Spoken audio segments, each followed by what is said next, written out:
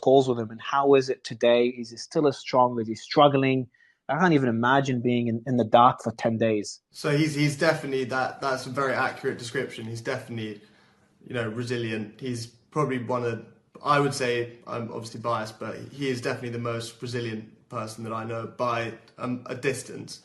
Very, very mentally tough. And he sat whenever we speak to him, he's as strong as ever. But he's not the type of person to complain about the conditions that he's in. Whenever we will always ask how he is, but he'll always sort of brush off those sorts of questions. He's more interested in hearing how we are. I know he's dealt with it in a way that, is what I think is the right way of dealing with it, is he just reads loads and loads of different parts of historical literature, religious literature, and then he does exercise. And it's his two things that he's always loved in life. So I think in a cell, it suits him in a way to just be able to focus on those two things. And every time we call, we only get to speak to him for about 20 minutes. And around that time, randomly, the line will cut off.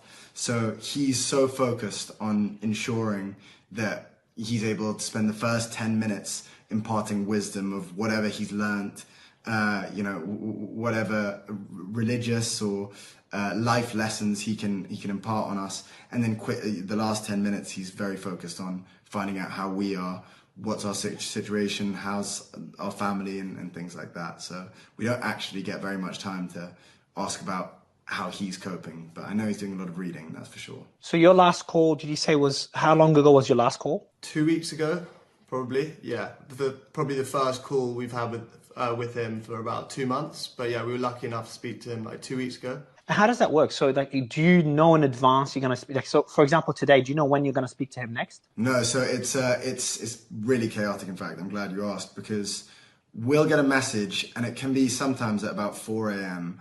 On any day, and it'll suddenly say, okay, call coming at 10 a.m. So we have 6 hours, and if we're not awake through that period, then we miss it, which has happened before, and then we have to wait another 3 months before anything comes about.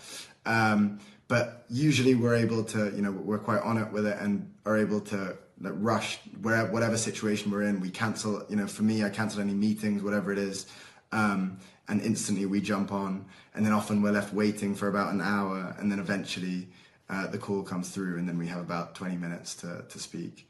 So there's no protocol. It's a complete mess. It just feels like a